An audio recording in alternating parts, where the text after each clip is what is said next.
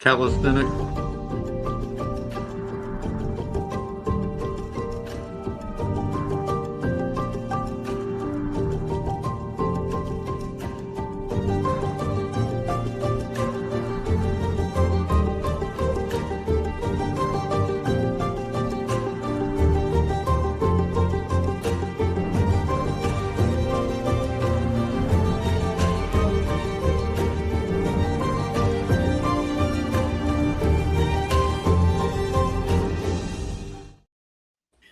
The Eagles notch their 6th straight victory in a row. 7th.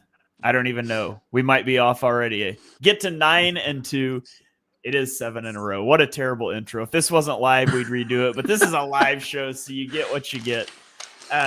Notched their 7th straight victory. And as David loves to point out, they don't have to step foot on a plane the rest of the regular season. So what a win on the road, sort of.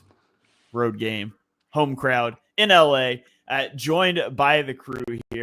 I've got Ryan chiming in. Ryan, how are you doing tonight? Oh, I'm doing fantastic. This is kind of the way that the Eagles season and game seems to be going since the bye is, we kind of struggle in the first half to kind of figure out, how we're doing and what we're doing and, how we want to, go about this game. And we make the adjustments at halftime. And then we come out the second half and we absolutely blow the doors off. And that's what we've done the last couple of games. And we certainly did that and emphatically with Saquon Barkley for sure. I don't know if you guys recognize this, but the Eagles' only possession in which they did not score tonight was their second possession punt. And then that weird, there's only 30 seconds left, and we end up turning it over on downs in the first half. Second half possessions, touchdown, field goal, touchdown, and ice the game. So, yeah, incredible offensive performance. By the way, missing Devontae Smith. But anyways, all that, I'll introduce David, I guess. David's here as well. Give him a follow on Twitter, at PHL Eagle News. Hopefully Dibes never lets me host a post-game show again, because this is a disaster already. But David, how you doing? We just witnessed history. Saquon Barkley just had 302 yards from scrimmage. It is absolutely insane. 302 yards. These are the kind of games that, as a fan of the Eagles, I had seen other teams do on Monday Night Football back in the day and Sunday Night Football. And these are the kind of statement games where everybody in the league just watched this. Everybody just witnessed this. Every player, every fan. And these are the kind of games that just put fear in the hearts of all the other teams in the league. A lot of people keep saying the Lions are the Eagles' competition, but I don't know, man. The Eagles look like to be the class of the NFC right now. But by the way, Saquon, 302 yards, 2 touchdowns tonight. The New York Giants had 245 total yards and 1 touchdown today. Nice. So, watching Saquon Barkley, good player, in my opinion. I'm glad Joe Shane didn't think so. But, man, what a performance. And I put out on Twitter that he is officially now on pace to break the NFL rushing record. Also set to surpass Adrian Peterson, who was the last non-quarterback to win an MVP award by 240 yards and I forget what it was now, 5 touchdowns, something like that. So on an insane pace so far. And, we're going to dive into all of it. Thank you guys for joining us for the post-game show. Make sure you drop comments here. We'll throw them up on the screen. Also, make sure you head over to Twitter and drop your 3-word reactions on the Eagles Pinpull account. We'll get to those later in the game. But David and I, Ryan, talked a little bit at the halftime show of early in this game. To me, it felt a lot like the Bengals game, that the Bengals move the ball on the Eagles. You got the Rams moving the ball on the Eagles. They get the fumble on the first drive, but they don't even force a third down on the first 2 drives. And I don't know if I'm just gaining irrational confidence in this defense, but they keep paying it off. But it's like I'm just waiting. Just don't go down 14-0 and then accidentally throw a pick 6 to make it 21-0. And Vic Fangio is going to spin the dials. He's going to make the appropriate adjustments. And Puka Nacua still had a better game than you would like to see. But this defense, man, as good as the offense was, I feel like I want to start with the defense almost, because the defense played at such a high level. And, you lose Darius Slay early in the game. You lose Josh Sweat for a little bit. And then, we'll have to find out what's going on with Brandon Graham, because apparently Brandon Graham went to the locker room and was giving guys hugs on the way out. And so generally that doesn't bode well. So hopefully Brandon Graham's okay. But Ryan, talk to me about your thoughts on the defense. Were you worried? Do you just have unflappable confidence at this point? Where are you at? Yeah, no, I think I'm in that spot where you said, where I have the confidence that Vic Fangio is going to make these adjustments. And, again, it's like you said also, that you just really kind of gotta make sure that you're keeping the game close. And yeah, they obviously, that second drive, they let him come down, they did anything they wanted. And they kind of adjusted. And honestly, if it wasn't for let's be honest, a pretty BS pass interference call that gave them the opportunity for the second touchdown. Outside of that, I thought they absolutely played shutdown, and they made the adjustments as the game went on, and that was the key to the game. You really didn't see or hear Q. It's probably because they again, I don't know the stats off the top of my head, but it looked like they didn't throw the ball too much to him. Yeah. And mostly it didn't seem to be on Puka. It didn't really seem to be on Cup much, but I think the Rams purposely avoided him that way, because they knew he was lining up on that side, and they didn't really put anybody on that side. So, but yeah, the adjustments were crucial, were key, and he seems to be hitting the right buttons and figuring it out. And they absolutely shut things down after that third drive. Yeah. Brett Eclipse says that sadly Q has given up a touchdown from that garbage time TD. Was that I'll be honest, I'm like transitioning to post-game show mode and getting the 3 words tweeted out at that point. So I kind of missed what happened on that one, but unfortunate if so. But he says the defense was great. Those 14 points were from the refs. I don't care. Yeah, the officiating, man, that was awful tonight. But it unbelievably bad. My favorite was when they show the highlight reel of the Rams double teaming Jalen Carter, and literally 50% of the plays are blatant holds that didn't get called. But we don't have to go down that rabbit hole. David, talk to me about the defense. What stuck out to you watching the defense? Two players stuck out to me. Nakobe Dean stepped up just big time. I mean, it was a kind of quiet night for Zach Bond, though he did have that great play there where he acted like he was going to blitz and dropped into coverage there right at the goal line. But Nakobe Dean was everywhere, man. He had 2 TFLs, a QB hit, a sack, a fumble recovery. I mean, he was just everywhere.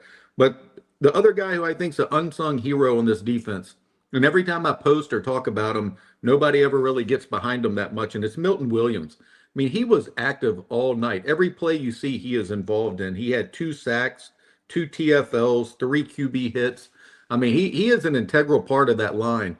They didn't draft a defensive tackle this past year, so they haven't gotten a deal done with him yet. But I don't know how that ends up, but I would like to see him still part of the team, man, because, I mean, he is an integral part. And also, shout out to Darius Big Play Slay. I mean, as soon as he left, you saw the drop-off. I mean, I'm not going to throw anybody under the bus, but you see the drop-off immediately. They go right after him. I will. He's playing really good, and his mentoring of Quignon and DeJean has been very, very fruitful, man. And you're seeing all that right now. I feel like I've been saying for a couple weeks that the Eagles should consider sitting Darius Slay down for a couple weeks, because it's every game at this point he's leaving with injury, and that it's not an anti-Slay thing. Slay's a really good player. I want Slay to be playing in January, and the way it is right now, it's like, I mean, it's a young man's position, and Slay at 33 years old is kind of defying father time right now, but he's getting nicked up week after week, and he ends up leaving this game with a concussion, but he was banged up earlier in the game and came out. And I think it's the 3rd game in a row he's left with an injury. And I know the Ravens game is huge next week, but man, I would really like to see him able to take a couple of weeks and get healthy. But every game's important, so that's really hard to balance. But I would almost like to see him play Isaiah Rodgers and or Keely Ringo a little bit, get him some experience. So if you need them in the postseason, they're ready, but also you're minimizing the chances you will need them. I don't know how you load manage a 33-year-old cornerback. There's not a lot of guys that are still playing at that point in time, but it's clearly a thing that he's been battling through, and it's been different injuries. And I know he ultimately leaves with the concussion, and that's not, related to being dinged up, but it's something that I'm definitely concerned about as we go on with Slay. So what are your guys' thoughts on that? How do you load manage that guy, especially with a huge game against Baltimore, or do you just not and you keep putting him out there?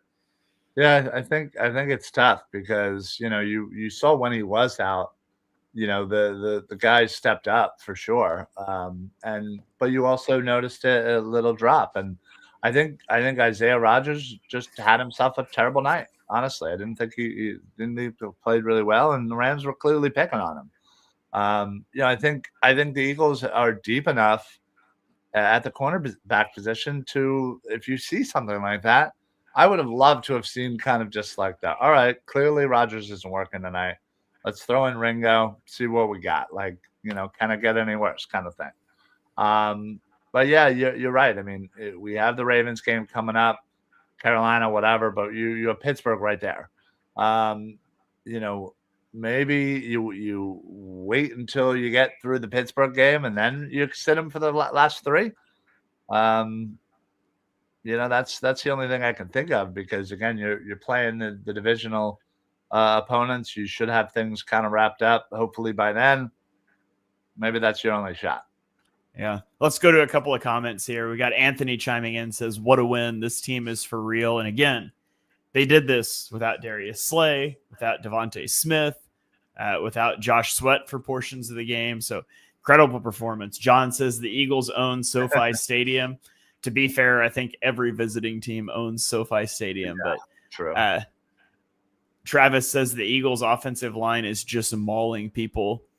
Brett Eclipse says talking about the broadcast made Sirianni taking the holding call the big ref thing instead of the two horrible defensive pass interference calls. There were actually 3 terrible defensive pass interference calls. Yeah.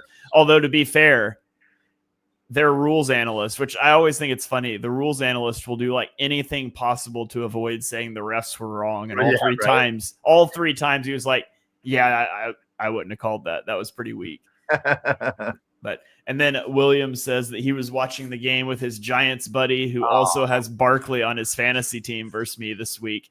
His range of emotion was Oscar worthy. I bet it's probably tear jerker and jubilation all in one. Yeah. David, question for you. When Reed Blankenship comes out early in the game, I fully expected Sidney Brown to be the guy that was inserted, and it was Tristan McCollum. That kind of surprised me. What are your thoughts on Tristan McCollum apparently being the safety 3 right now? Yeah, that shocked me too. And in fact, I pulled up my computer immediately and started putting notes to make sure I added that in my story for tomorrow. That really caught me off guard. I didn't see that coming, so I really don't have any insight into that. I don't know why that happened at all. In fact, I would have even thought Avonte Maddox may have came in before him if I was looking at the pecking order prior to that play. Right. So I was very shocked. No Sidney Brown, no Avonte Maddox there. I mean, Maddox did come in for some plays, but not there. But yeah, I have no insight into that. I definitely did not see that one coming. Okay, I thought maybe you would have heard something through the grapevine there, because that definitely shocked me. And me too. As the VP of the Sidney Brown fan club, I was a little disappointed, but I was also standing on a table for Tristan McCollum to make this roster. So, good for him, I guess. The other defender I want to really shout out, well, 2 of them. Brandon Graham obviously had a phenomenal game. And we mentioned the apparent elbow injury earlier, and we'll wait to see on that. But also, Chauncey Gardner-Johnson is a guy that started the year terribly. And he has really bounced back over the last couple of games, I've thought, and played well. He had a really nice 3rd down stop, and I know the Rams ended up converting on 4th down. But I thought Chauncey Gardner-Johnson turned in probably his third straight quality game after a rough start to the year. So that's nice to see him hitting his stride. And kind of crazy, the Rams end the game 0 of 8 on third downs, but they were 3 of 3 on fourth downs. That's just Not kind of a to funny stat. interrupt you, but somebody just messaged me and said Graham's done for the year. He tore his tricep. Yeah, I was afraid of something like that. And it's a pretty reputable guy. I ain't gonna say who it is, but I'm pretty sure that's what happened. Yeah, that's terrible news. Yeah. I was afraid we were going to get season-ending news like that, and I really hope that turns out to not be accurate. But that was my fear, and if that is the case, you have to wonder at this point if we've seen the last snaps of Brandon Graham's career. I don't know. Nope. But really stinks as well as he was playing, and the trajectory of this team, and just this season looking at too. Bryce Huff's on IR right now, and so you're stacking injuries at a really important position. So I'm not sure what the Eagles' move will be there, but hopefully, we got comments coming in now that Jimmy Kimsky just reported it. It said Graham said it himself. Maybe that's so.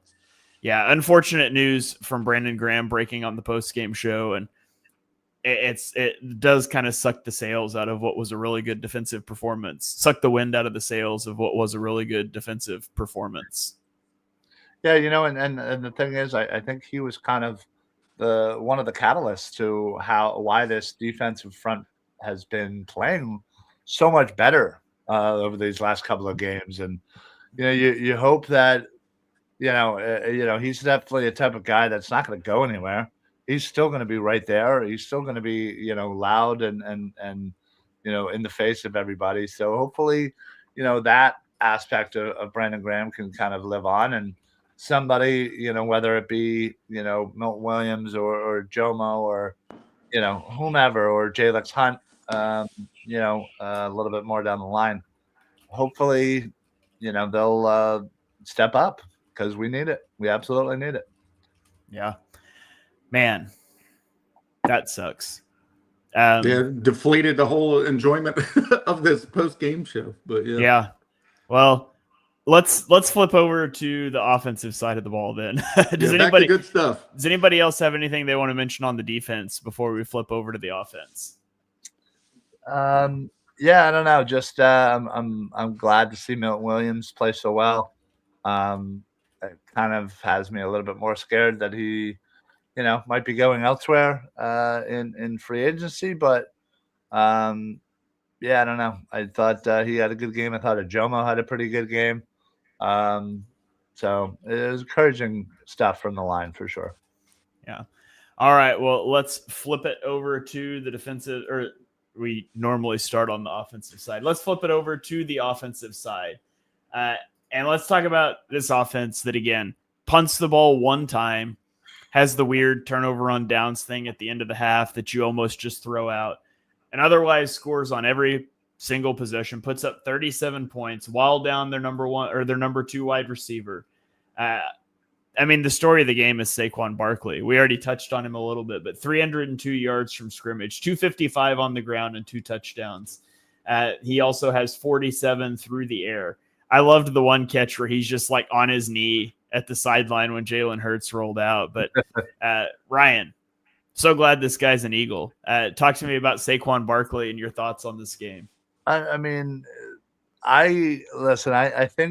don't think we realized how great a running back could be, because and this is no disrespect to any Eagle running back that we've had in our career, and with Shady or Westbrook, or again, if you want to keep going even further back, but Saquon Barkley is 100% just an absolute different animal.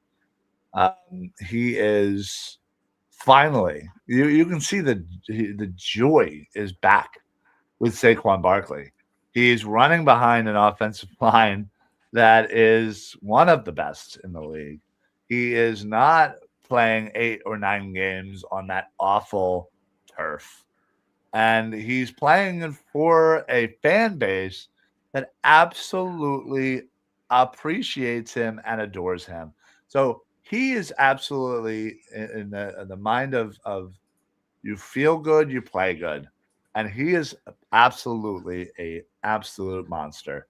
And I mean, just when you think, that first quarter, running game wasn't really working and whatnot. And who I was watching with. I was like, have some patience. Have some patience. This will work itself out because it does. The style that Barkley runs with, he just beats you down. He's still going to get his 4 or 5 yards, and he's still going to beat you down. And by the time the third and the fourth quarter comes, you are so damn exhausted. You are just putting your arm out and you're trying to make arm tackles rather than wrapping up. And Saquon will absolutely run through that. And he showed it. He had multiple really nice runs, especially that one at the end, 72 yards, was it, I believe? It's a joy to watch. It really is. He's just, God, the New York Giants are such a crap franchise. I love it. Yeah, he generated 150 rushing yards over expectation in this game. He now has 4 of the top 11 fastest ball carrier speeds on the season. Just incredible by Saquon Barkley. David, your thoughts on this rushing attack, and how sustainable is this down the stretch? I think it's very sustainable, assuming that the offensive line stays healthy. I mean, he's not even getting touched until 3 yards down. I think the broadcast said he averaged 1.5 yards before he got touched while he was in New York, and Yep. it's 3 yards now. I mean, it's just insane. I mean, Ryan touched on it a little bit as well. I don't think anybody really appreciated how great that offensive line was until you see somebody of Saquon's caliber back there. I mean, it is just unbelievable. Tonight, he got 255 yards rushing, which is the most in his career in a single game.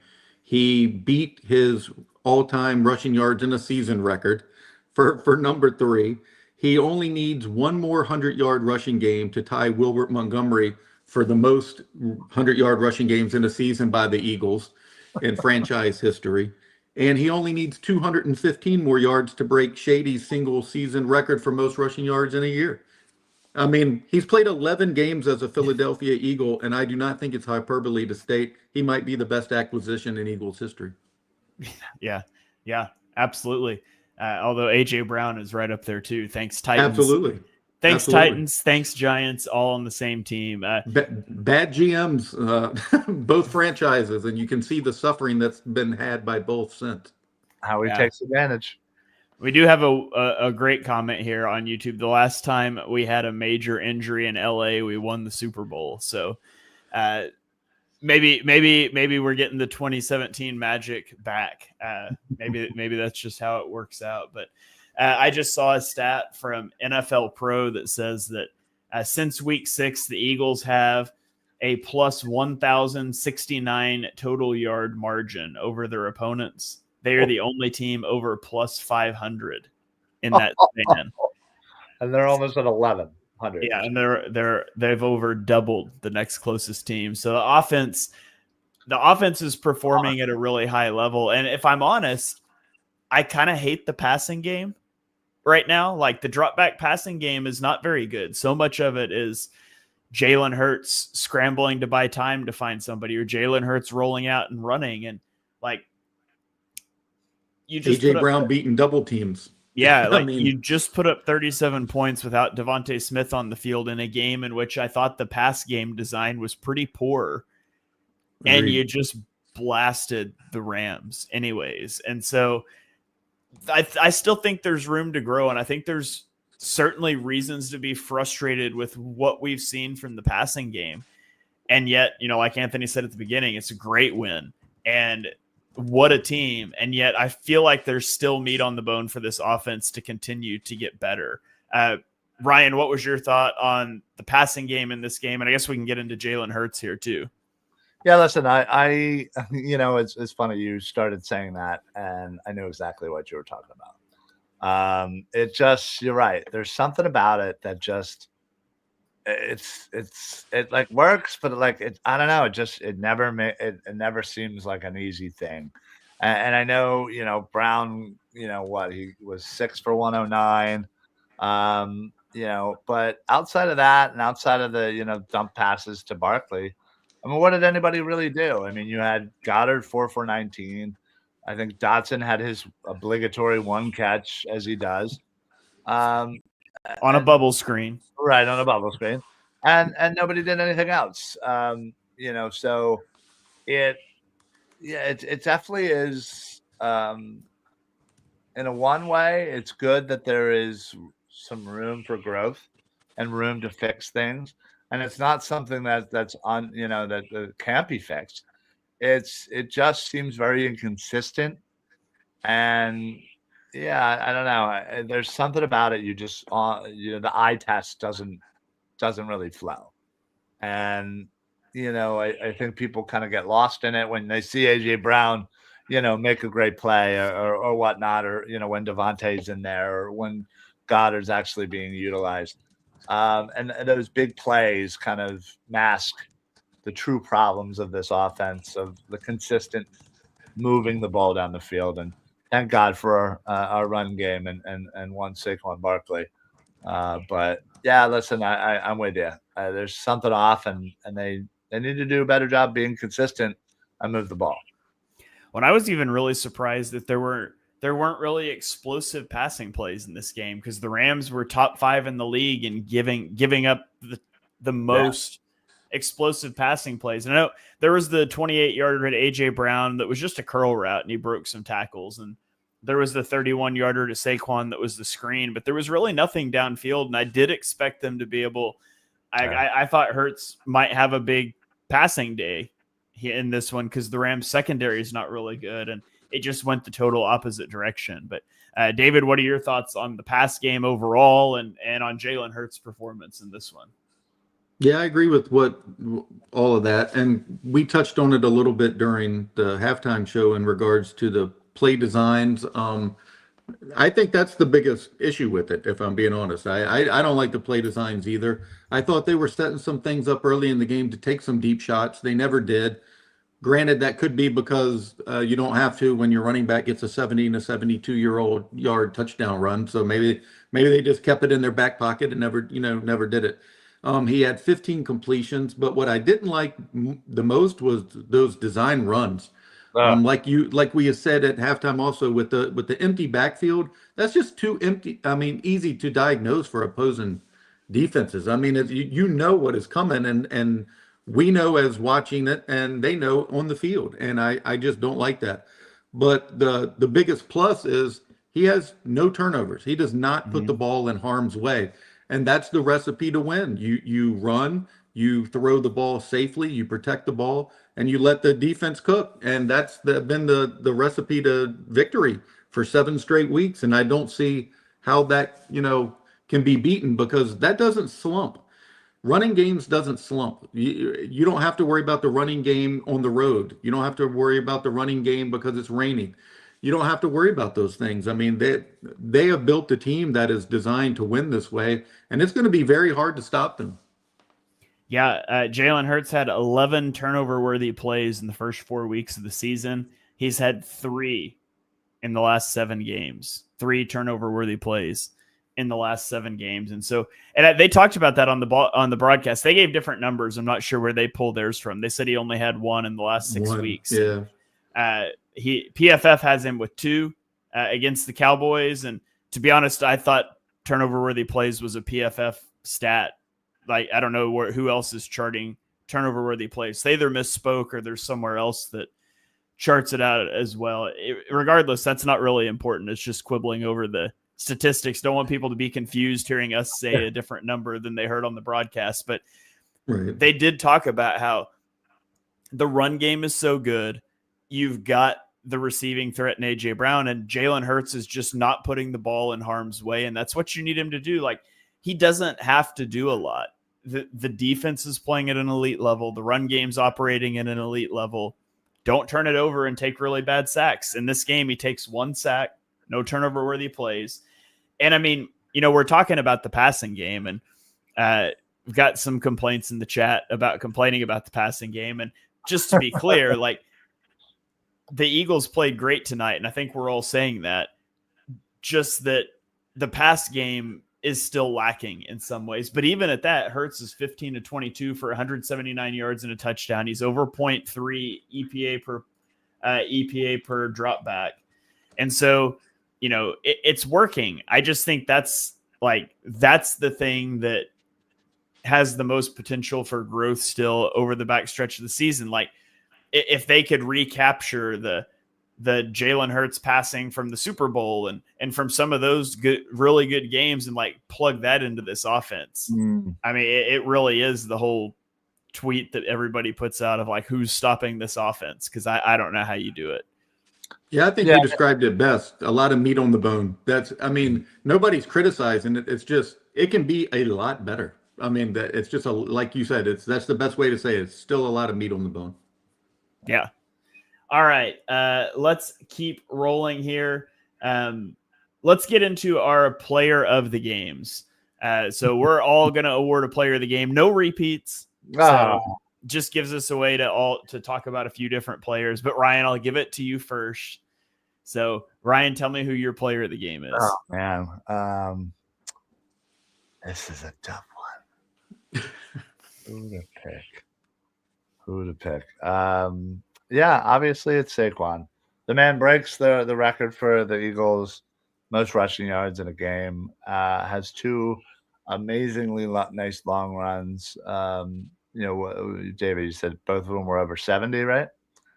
Yeah, he had a 70 and a 72. Yeah, amazing. Yeah, I mean, he obviously the first play from the second half, before I even knew the second half had started, where he was running in for a touchdown. I made David miss that play. Yeah, I didn't even see it. So a peek behind the curtain. Dives hosts halftime show. It's always 10 minutes because that's how long we have. But he wasn't going to be here, so I'm hosting it, and my camera wouldn't work. So I had to restart my computer. Ooh. And so I was like, we'll do an 8-minute halftime show. And I apparently undershot how much time we had. And so as I was wrapping it up, I see Saquon break it open. And so I just called the Saquon run before we signed off the halftime show. So I saw it. I gave the play-by-play, but David never even got to see it. So again, my apologies, David. But Ryan, go on. All good. Yeah, listen, Saquon is amazing. And you're right, David. I think when it comes to time and when it's all said and done, Saquon is most likely going to go down as the greatest acquisition in Eagles history. It sure seems like this. What a great, there was a lot of stats of the first team running back, and you talk about when Marshall Faulk switched teams, and when Eric Dickerson switched teams, and it's not only is it on pace with those two, which are Hall of Fame, great running backs, but I think we're seeing the potential of eclipsing that first year with a new team for running back. And I think Saquon is eclipsing that right now. Yeah, there's about to be a whole bunch of GMs trying to pay running backs in free agency this year. Who knows? Maybe. All right, David, who's your player of the game? It was obviously Saquon, but I'm going to go somebody who's unheralded and has had a really rough go lately. He missed 2 field goals and an extra point versus the Commanders a week ago. And this week he nails all 3 field goals. He hit 3 extra points. He hit a 61-yarder in warm-ups prior to the game. Jake Elliott, because if they're going to go far on this run towards the Super Bowl, they are going to need him. Every game's not going to keep being like this. At some point, they're going to need him, and it was very reassuring to see him nail down 6. I mean, look what happened to the Commanders today. They go tie the game after a remarkable comeback and miss the extra point to end the game and lose to the Cowboys. I mean, it's unbelievable. So Jake is a big reason they won in 2017 too. I mean, he was remarkable. So they're going to need him. So I know he wasn't the standout guy today, but I'll give him a shout out. Yeah. Shout out also to the Eagles for getting down to goal-to-go situations and then just not scoring touchdowns so they could get Jake Elliott in a rhythm early.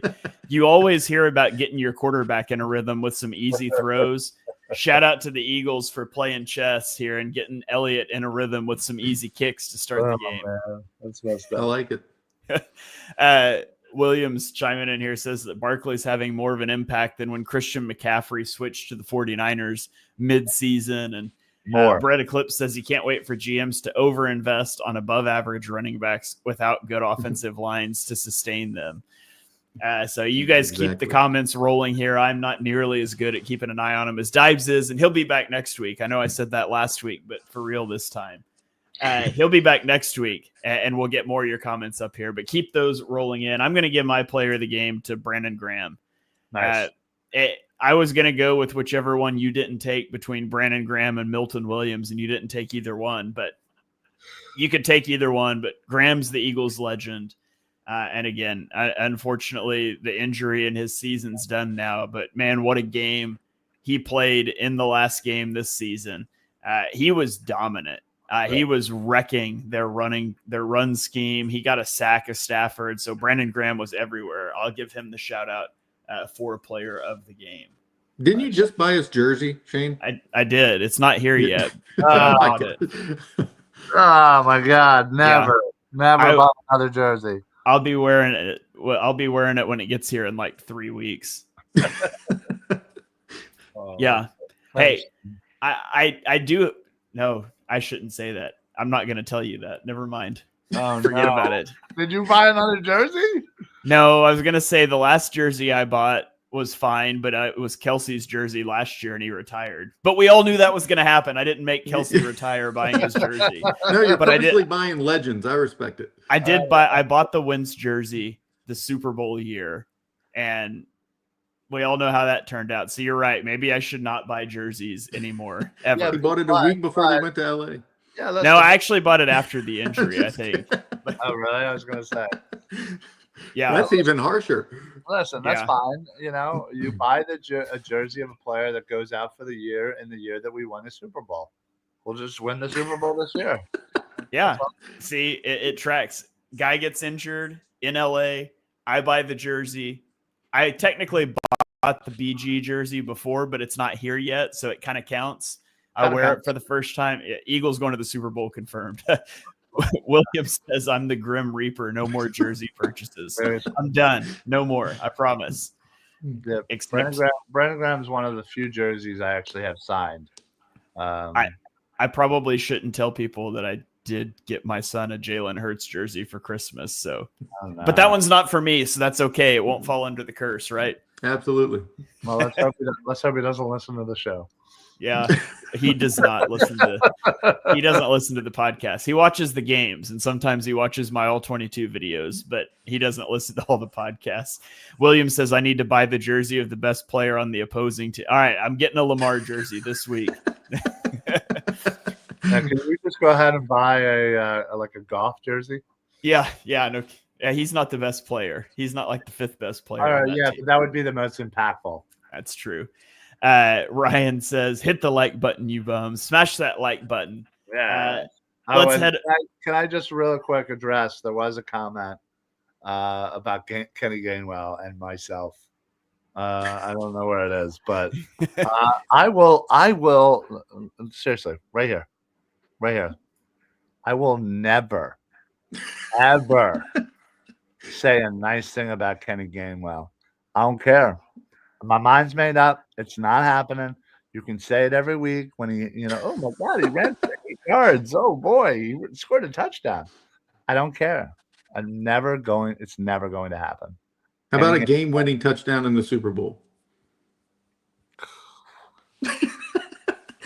Maybe just that. I'm not gonna lie. That Gainwell touchdown run was nice. It was pretty good, but I'm sorry. I just can't do it. Sorry. All right. Well, let's dive into our 3-word reactions. Every week we put out a 3-word reaction on the Eagles Pin Pull Twitter account at Eagles Pin Pull. Tell you guys to go leave your reactions and we'll read some of our favorites on the show. So we've got some good ones coming in this week. Johnny says Eagles winning Super Bowl, which I mean, yeah, we pretty much confirmed that at this point. at Catacove says Mara Night Terrors. I love it. JC gave us an anxiety-free victory. Those are always nice. I feel like we hadn't had any of those for like literally a calendar year, and now we're just ripping those off week after week. It's kind of nice. We've got Ryan with a most valuable player. We got Winston with a dat boy nice. Max says Mara losing sleep. Sure is. JB said the refs tried with a laughing emoji. We got a 255 from Max, a Super Bowl for Graham from Down. Max gave us an old man strength with a gif of BG. And then we got a thank you Giants from Paul. And so those were our 3-word reactions from Twitter. You guys can drop some here in the chat as well. But Ryan, where are you going with your 3-word reaction?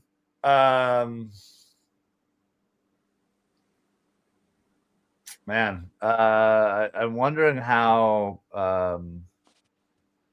PC I can be here. I hate Gainwell. No, I feel like that's just reaching. That's reaching for no reason. I was gonna say Saquon, he's nuts. Yeah, I like how the announcers were just like, I think he'll be okay. My son was real worried. I was like, he's fine. He'll be back. So, David, what's your 3-word reaction? I'm heartbroken for Brandon Graham because I really wanted him to go out with the Super Bowl, and I think this team is capable of doing that. But his injury is a stark reminder of how quick everything can unravel. So my 3 words that I thought as soon as that came across was just stay healthy, because this team is very good, but these are the kind of reminders that everything can come off the rails very quickly, man, if the certain people go down. So it's going to be hard because they really do not have a lot of backup edge rushers. Huff is gone for a month, right? They officially IR'd him. Yeah. I mean, they are very thin. So I just stay healthy. That's my 3 words. Yeah, that's a good one. Also, I love that like everybody else gets 3 words and we like get to preface our 3 words and then explain them afterwards too. Is great. But yeah, I know, right? But you get a mic, you get the mic, you get to break the rules a little bit. That's what Dibes taught me about podcasting. So my 3 word is Baltimore be afraid. I am very much looking forward to that game next week. So game. Such a fun game. It's going to be very fun. I'd like to add one and say, thanks a lot, Q. What? Yeah, I'm reading his. Gainwell over Ryan for his 3 words. I like it. Not cool, dude. I thought we were cool. A few more 3 words here. We've got Brett Eclipse with a thank you, BG. We've got Alex with a stay bald, Sirianni. Absolutely. Brett Eclipse says out of defensive ends. Q says Graham don't retire, and then he's got a Gainwell over Ryan, and then we've got a more Jalix Hunt. So we're gonna have to be. Yeah, absolutely. And he has started to phase in a little bit more. So more Nolan Smith, more Jalix Hunt, maybe some Milton Williams popping out to edge. We'll see how the Eagles choose to handle that. But I think that's gonna about wrap it up here. Does anybody have anything else they wanted to mention on the game before we get out of here? No, just a great game that unfortunately ended with that post-game news with Graham, but just a dominant win, man. Just put the entire league on notice, and it really does set up that Ravens-Eagles matchup. That's going to be a game that really is going to be a barometer for both franchises. Yeah. Yeah, this is funny. The Ravens play in LA tomorrow night, so both teams are going to be traveling from LA. They should just play the game in LA. Just stay out there for the week. You're already both there. All your fans are. Yeah, right. Yeah. I just love the fact that we don't have to hop on a plane anymore. We play Washington, we play Baltimore, and that's it, right? Those are our two remaining away games? No, we Yeah, play so it's at Baltimore versus Carolina, versus Pittsburgh, at Washington versus Dallas versus New York. So the only 2 away games are Baltimore and Washington. Washington. Okay, there you go. Just a flight to New Orleans is the only other one they're going to need to do all year, man. Absolutely. I see what you did there. Yeah. All right. Go fund me so we can all go to New Orleans. All right. Well, there you have it, guys. Thank you for coming and hanging out with us on the post-game show at 12:30 in the morning. The Eagles improved to 9-2, ripping off their 7th straight win, setting up a huge game next weekend at Baltimore. It's going to be a lot of fun. We will be here to take you through the whole week. We really appreciate you guys hanging out with us on the podcast and on the video casts and downloading and all of those things, all of the comments. I hope you guys all have great Thanksgivings. Hopefully there's lots of Eagles pin pull content loaded up on your phone for the car drives, wherever you're going. You guys drive safe, and we'll see y'all next week to celebrate another Eagles victory. Go Birds.